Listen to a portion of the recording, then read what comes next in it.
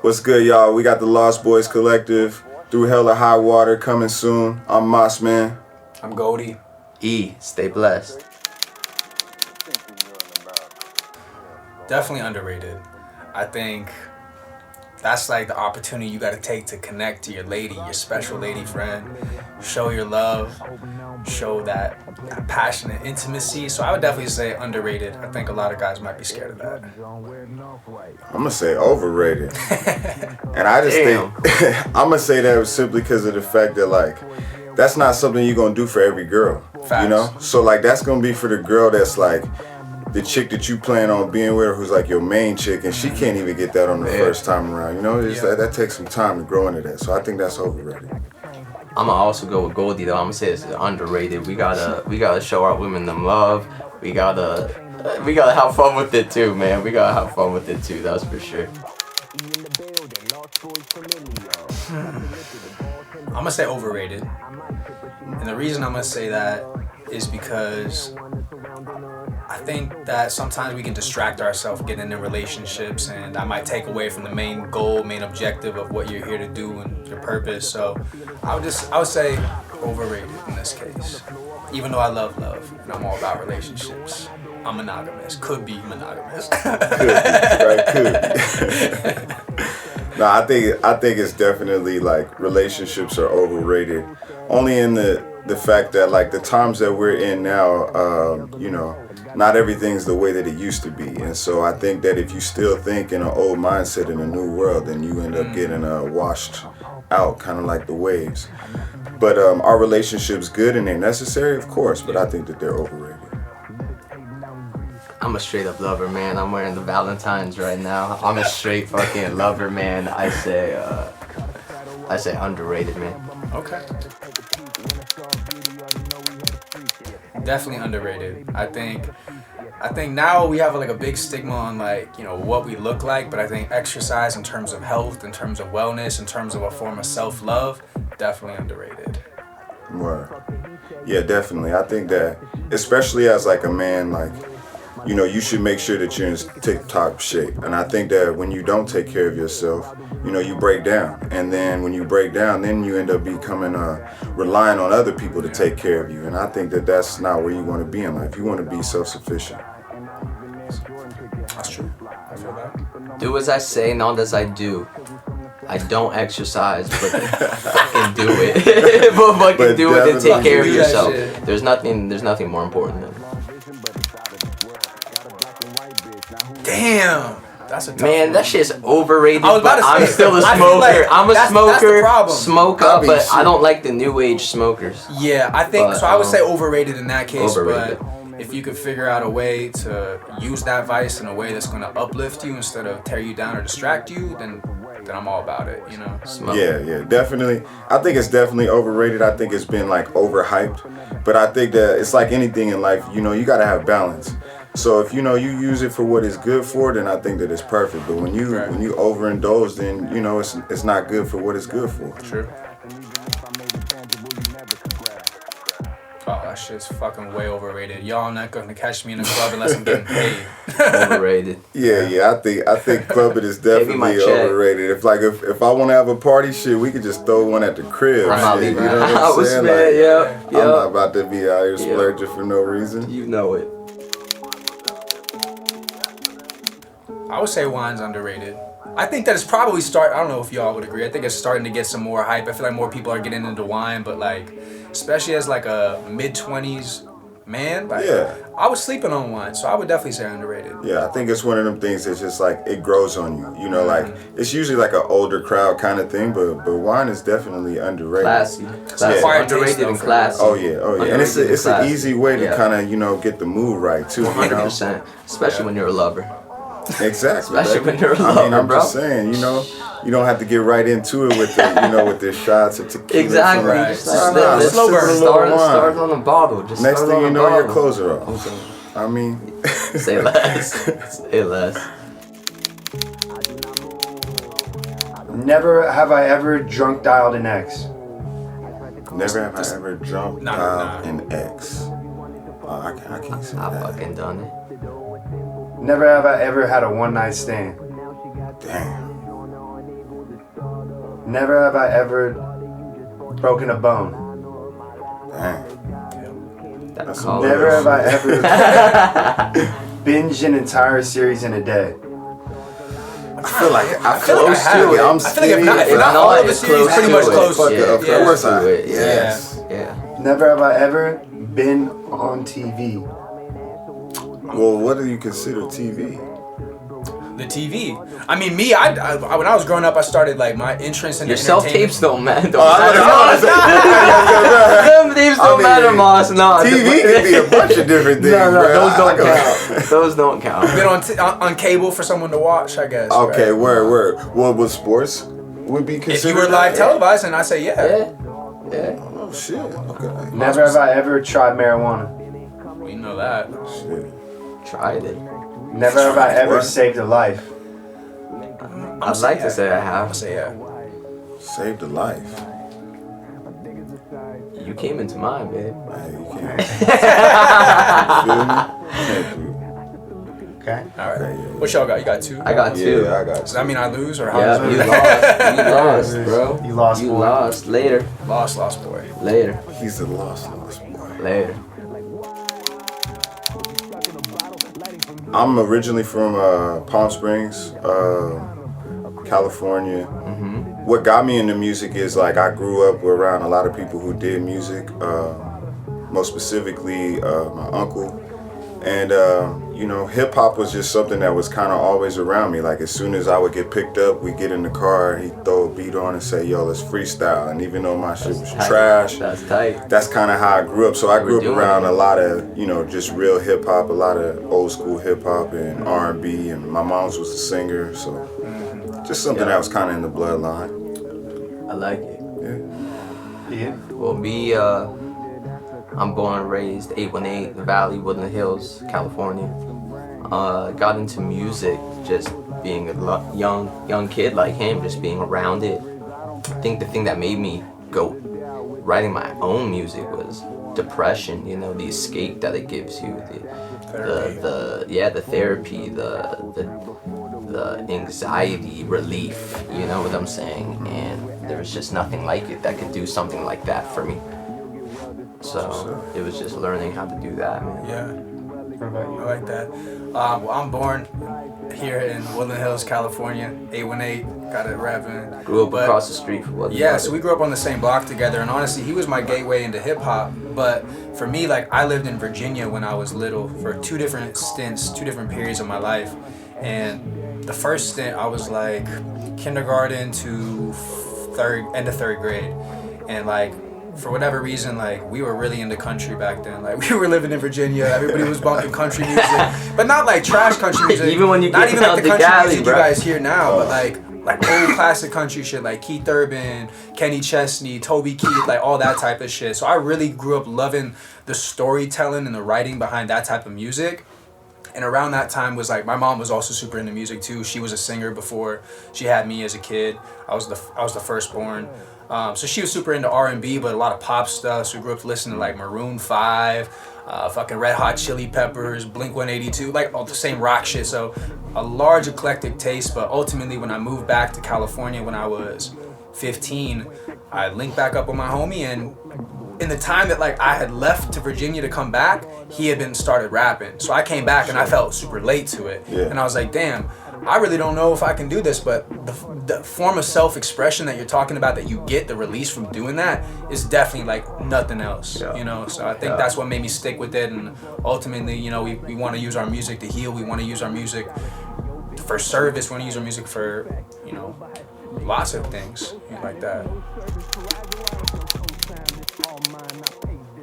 Damn, that's a hard that's a definitely tough one.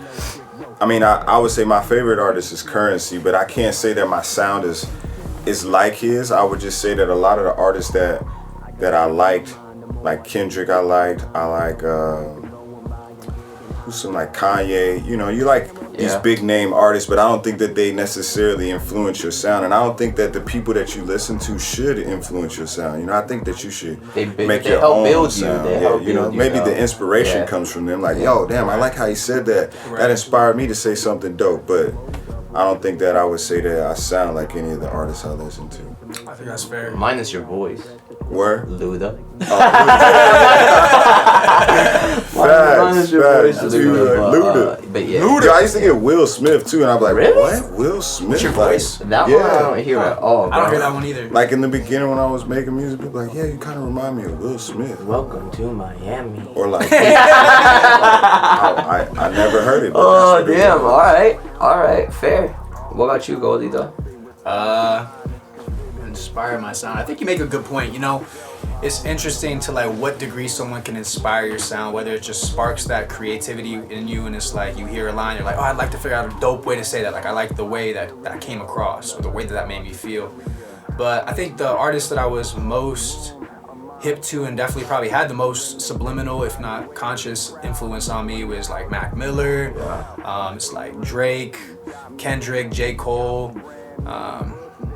But there's so many. Like we could, like again, like you could talk about like the rock influences. We could talk about like 70s neo soul influences and all these different things. But like ultimately, everybody has a gateway in what makes them fall in love with hip hop in this case. You know what I'm saying? Yeah, I think for me, it's also like the do's and don'ts. You know what I'm saying? It's like I know the type, based off the people I listen to and that I rock with. I know the type of lane of someone I know I can create in. And the lanes that I don't want to. Like I know the people I want to somewhat associate with, or I want my name to be brought up amongst, and I know the people I don't. So yeah, like I feel you on a lot of those names that both you guys just listed. But yeah, the Mac Millers, the Kendricks, the Vinces, the Earls, the Currencies. Lil Wayne is top. Bro, I feel like we forget about him so much. The Hoes, bro. Like all of those people, you can start getting into the other genres that we start blending into. But yeah, I feel like it's really the do's and don'ts and just learning how to the balance of what style more so you see yourself in. Yeah. Well, first of all, the Lost Boys Collective is really just a group of like-minded, unique individuals with the common goal of creating something beautiful. That's really the simplest term. But like really what the Lost Boys Collective goal was it's really like, it's the mentality of it not being all for one, but it's all for all. You know what I'm saying? Like it's for everybody. Like me personally, I never associated with like making it really big and like just taking it all for myself. Like that shit seemed really weak to me. Like it's like, nah, you want to share it with your brothers, you want to share it with your family, your friends, all that shit. So really it's just developing or creating a community, a safe space for people to be able to create. You know, the Lost Boys Collective is more than just artists. The idea is that we continue to add more creative collaborators, whether that be graphic designers, whether that be engineers, whether that be more producers to add to the production that I'm already bringing to our group. You know, a bunch of things. Yeah, I think you kind of nailed it on the head. I mean, especially taking it back to like 2017 or something like that, you know what I'm saying? When like we're starting to make music, when some of us know each other, some of us don't know each other. I think we all still had this common mentality in mind, whether we knew each other or not, that once you put us in the same room together, it was just a natural feeling. You know what I'm saying? And when you put enough of those people together, it's just building blocks and building blocks and building blocks. And it just never stops. You know what I'm saying? It just becomes beyond a pyramid that is not able to be broken down, you know? Just a beyond unstoppable machine. It's like that flywheel model, right? Like if you imagine like your arrows coming up this way, the energy leads up to here, and then the energy picks back up and comes back around. So you just get this constant motion of the circle, kind of like the yin and the yang, right? The light and the dark, one's always chasing the other, but it's like you have all these different creative minds that come together in a place all where different, all from different backgrounds, all from different places, not from the same place. Yes, not in the same medium, not everyone's making just rap, not everyone's just writing lyrics, not everyone's just producing, not everyone's just doing the artwork, you know, we're all bringing a piece of that. It's just, to me, it makes sense of just like being people that are like-minded. Like it sounds like that's just essentially what you're saying is that it's just a bunch of people that's like-minded that, you know, are trying to 100%. get some goals accomplished. Lift each other up, motivate each other, all of that. Okay, how did you guys meet and form the group? like your personal and like the collective, like how did you guys introduce to each other? Yeah, I think Goldie touched on that earlier too. I'll take it back. Before we met Boss Man, we grew up together for a period of time, but he moved to Cali, but he was living in Cali, not living in Virginia. And I have been making rap music, like I said, probably since I was like 14, 15. He got interested in that, and he had been building that portfolio for quite some time. Trying to make that in the music way, in the beats, in the art, in the clothing, in all of it, and starting to do shows, starting to blend out, and starting to meet new people was kind of when we got introduced to Mossman. That was probably what, like 2019? Probably like around 2019, before COVID. It was 2020. Probably like a Yeah, year at yeah, that point. Yeah. So probably like 2019 something. And it's funny too because like we were at this like show, and it was like a small ass little venue. It was like some little Vegan spot, joint. like a It was a vegan vegan spot restaurant, that they had like cafe. opened Vegan up joint. for people to like come, and it was crazy that they ended up showing up because I was like, yo, there's nobody showed up to this. I mean, for real. I mean, literally. 20 people maybe. Yeah, 25 yeah, people. Yeah, no, maybe. it was Shit. crazy as hell. And then I'm like 25 people, outside maybe. and I'm like I'm smoking the blunt, and then like these dudes come through and then we And just we're start, smoking the blunt. Yeah, and then we It's just like, started- alright. It was like trying to do the same shit, and it was cool. I guess we're gonna get a session before Yeah. our session. We're gonna get a just- session right? before our session. Crazy. It worked out perfect though. Yeah, but I think that's a good. It brings up a good point right there, right? Because it's like I remember walking in this spot with Ian, and like we had done even smaller shows than this. We've done shows with 5 people, 8 people, up to hundreds of people in the audience. But it's like going into something like, especially as an independent, up and coming artist, where you don't feel like maybe you're getting the shine that you're supposed to be getting at that point. It can really allow your ego to creep in, and maybe I could have gotten to the point of saying, "Hey, Ian, fuck this shit. Let's not perform here tonight." We And knew literally- someone who did it. Yeah, we knew I saw someone a we who knew couple did of another it. people homie do who it. pulled up, and Yeah. he didn't perform. Yeah. But we talked about it. We were like, should we do this? And we're like, yeah, I have a feeling. And then we went out. We literally linked up with you, and we're like, this was like the universe's confirmation that like, if nothing else, we were supposed to meet you tonight, and Word. there was something from the 100%. seed of that to be developed. Yeah, You know what I mean? yeah. Yeah. Big facts. And I think that too. It's like when you do little things like that, it's all about sharpening the tools, you know. And then you can always tell the people who ain't really about it, because then they'll see something like that and they're like, this ain't for me. Just Yeah. hey man, I'm here to sharpen my tools, and I don't care who gonna get it. You know what I'm saying? Everybody gonna get it. Everyone go get it. You feel me? And it just turned out he was a vegan too. It I was, mean, that it shit's was so the funny. funniest That fucking shit's shit funny, too. right? It really was. It The only genuinely vegan rapper was. performing. That's what I'm saying. Like, oh, it I was like, yeah, it let me too order funny. that, and then after I'm done, Yeah, I'm gonna go hop on the mic. Oh, a Name couple of another veggies. vegan rapper doing it like Maz. Couple of veggies. Couple of Like, veggies for the you man. know? So tell me about the album. How does that come about, and what does the title "Through Hell or High Water" mean to you? How long do you think that it was a process for like we talked about that before we actually started doing anything with that album? Because like we'd known each other for at least a year probably before. You know what I mean? Like there comes a certain point like you got to get to know people before you're even in the space to really go deep into creating with them, right? Yeah. Just happens to be that like Moss lives pretty far from us, so we didn't see each other all the time like that. Plus COVID. Yeah, COVID plus didn't plus make COVID. anything easy. So yeah, I mean the whole album was literally done during COVID.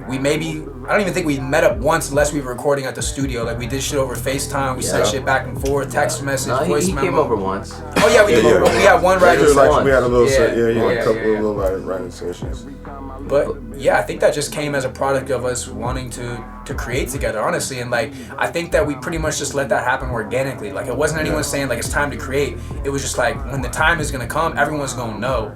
And I don't know if I started producing beats or if we just started kind of getting into it. But I think you had started producing a couple beats at that point, and kind of what you're touching on right now, both the mentality of the album as well as the few beats that you had touched upon that we were vibing on, literally met the mentality on how I kind of came up with that title, Through Hell or High Water. Right.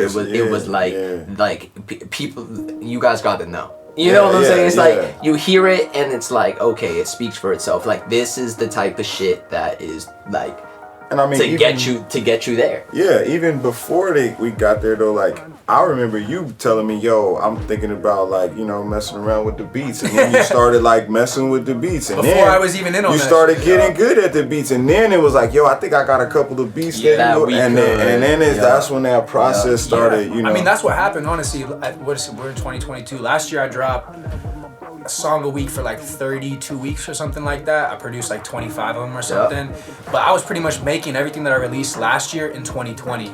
So in 2020, or the mid to end of 2019 was when I really got to the point where it was like, as independent rappers, let's just keep it straight. Most of the beats that we've been getting are YouTube beats. Yeah. I know some people listen to this can definitely relate to that, creating something out of something that already exists, but then making it your own. And I got to the point where it was the money investment wasn't enough, or I wasn't in the position to want to invest money in beats that I didn't own, and I wanted to really take that independent shit full-heartedly. Like, for me personally, it's like I view all of us as bosses, and to me, like, I'm my toughest critic. So the fact that like I was waiting for something kind of made me feel like a fool. And you know what? It sooner. That's another one. Shout out Russ and his mentality on everything. I would say that's one that we forgot earlier. That's definitely one of the biggest influences for me. Shout out Russ. And at least the blueprint. So I want to shout out Russ for real, because not only does he make really dope music, but like that's someone who really gives a fuck about their fans, and like this is a formula that worked for me. Everything. Make it applicable. Just about everything. He gives a fuck about everything, man.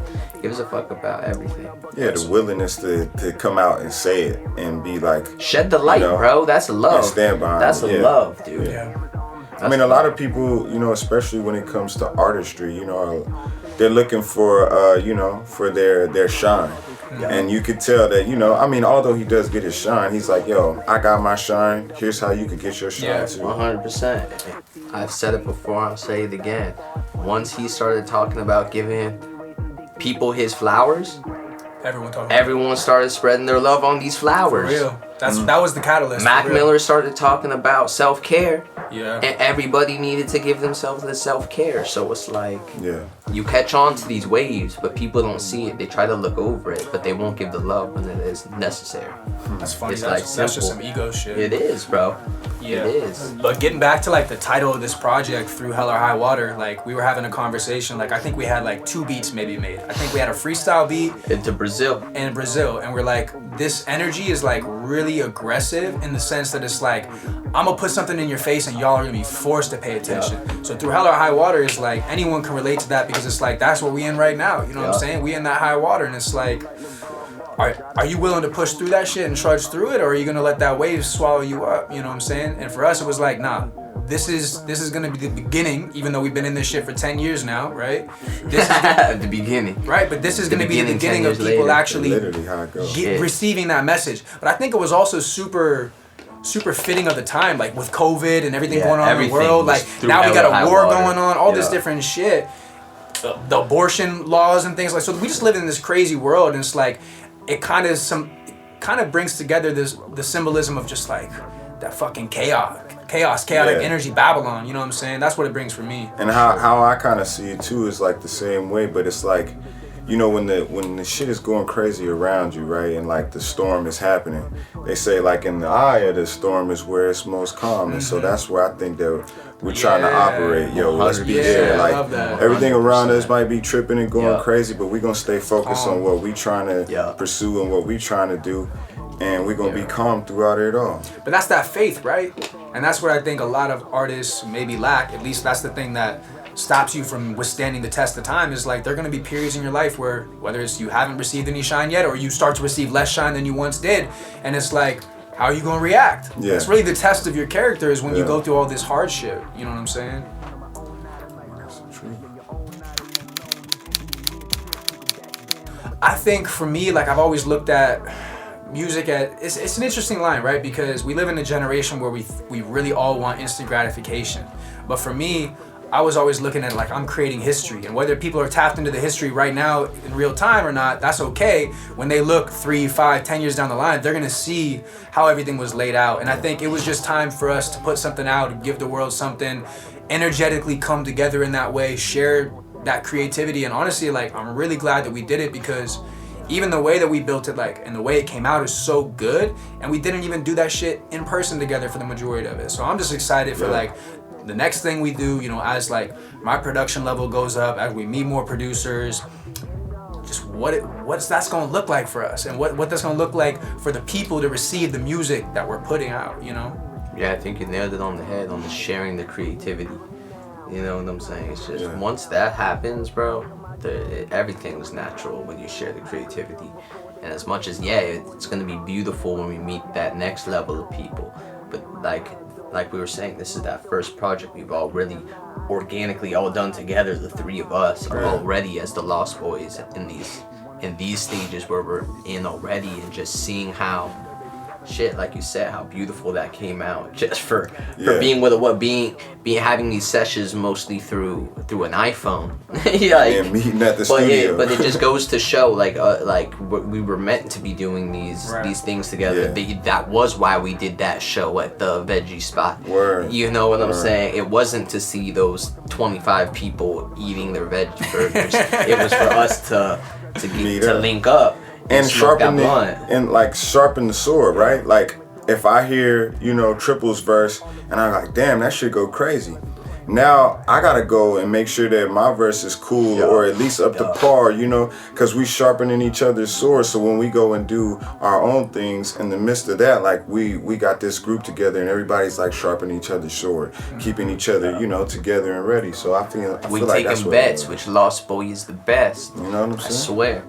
And I think to me, that's how you propel yourself to be better. It's like when you got people that's on the team and everybody's like really good, that makes everybody better. You know what I'm saying? So if everybody's good and everybody's challenging each other at practice, then when the game comes, everybody can put in work. You rise to that occasion. Yeah. And I'm not ashamed to say when I got the worst verse either.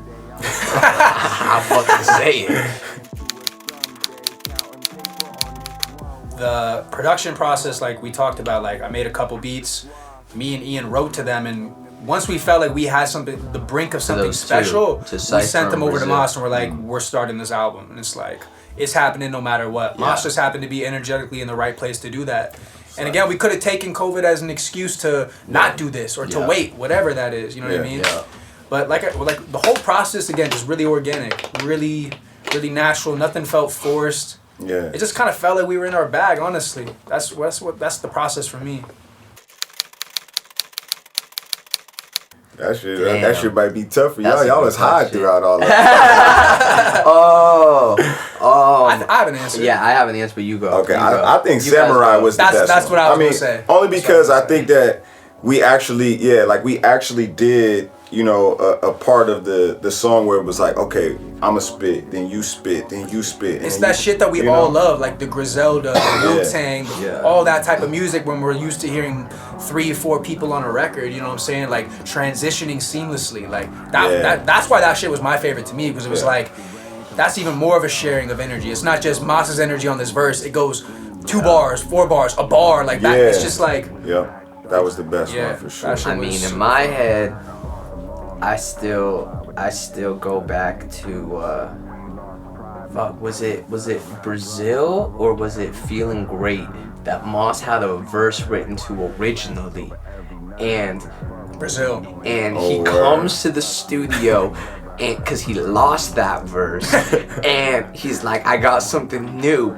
and I'm like, shit, that was like such a good verse, bro. I'm like, not spazzing, but I'm semi-spazzing. I'm like, shit, like I don't know what that to voice expect. memo was nice. Yeah, I was like, that shit. I was like, damn, no, because that was Brazil. He wrote, that was the one he came over for, and he wrote it in his pad. He wrote it in his pad and he couldn't find it. Yeah. And he comes and he did his verse on Brazil, and I was like, thank God he lost that verse.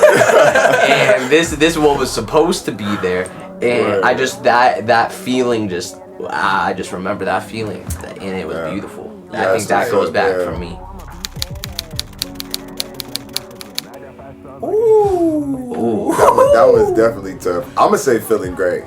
Feeling great. I mean, in my head, that's the one that I said, I'll gladly tell you, he has the best verse on that song. That verse is sorry, Goldie. I'd get rid of the song if it wasn't for this guy's verse on it. He spit so damn good. He carries the whole song in my head. That shit was all of us though. Like everybody came with their own style.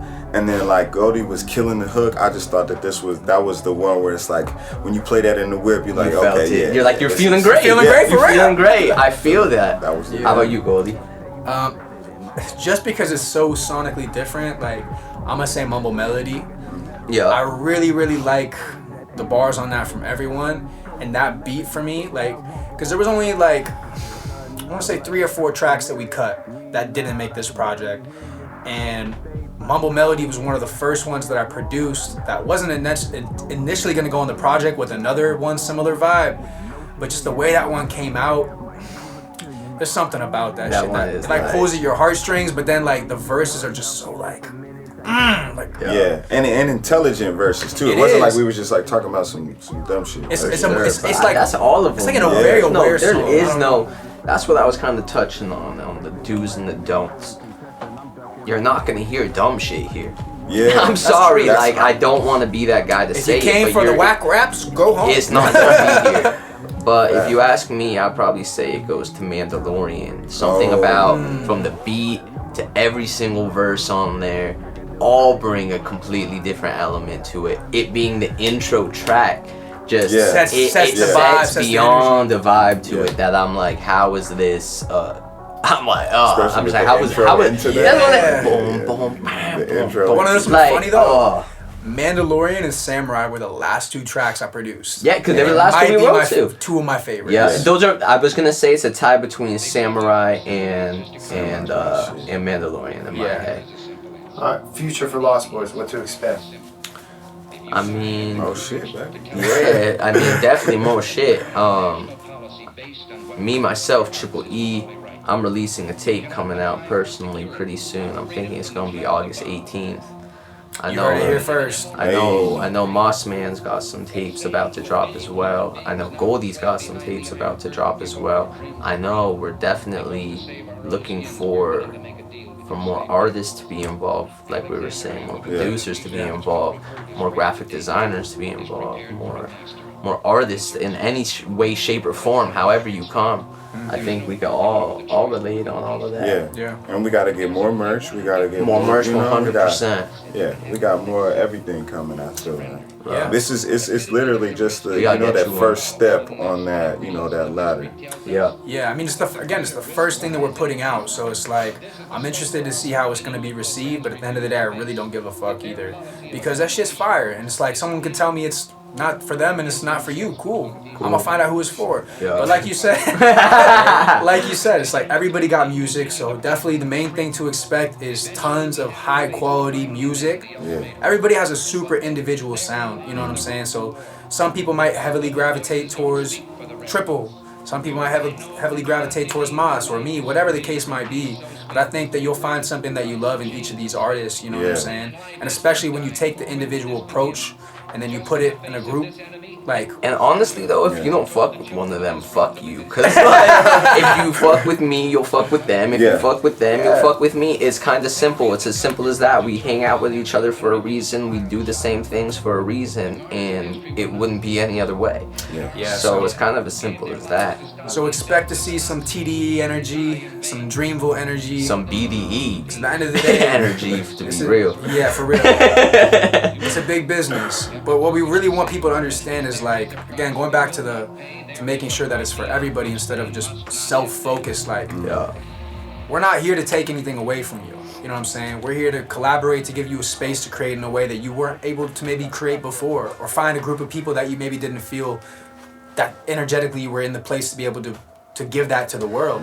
So we're here, again, just like we sharpen each other's tools, that's what we're here for y'all. You know what I mean? If anybody wants to join in, or if anybody wants to come try to be a part of this, it's like, first thing you should know is it's not open entry. You know what I'm saying? It's not anyone come and rap with us. Yeah. Anyone can definitely be a part of the movement, because the movement's bigger than the music at the end of the day. The music just happens to be how we get most of the message out there. But there's also things like this where it's really positive for us to be able to talk directly to our audience, and it's dope.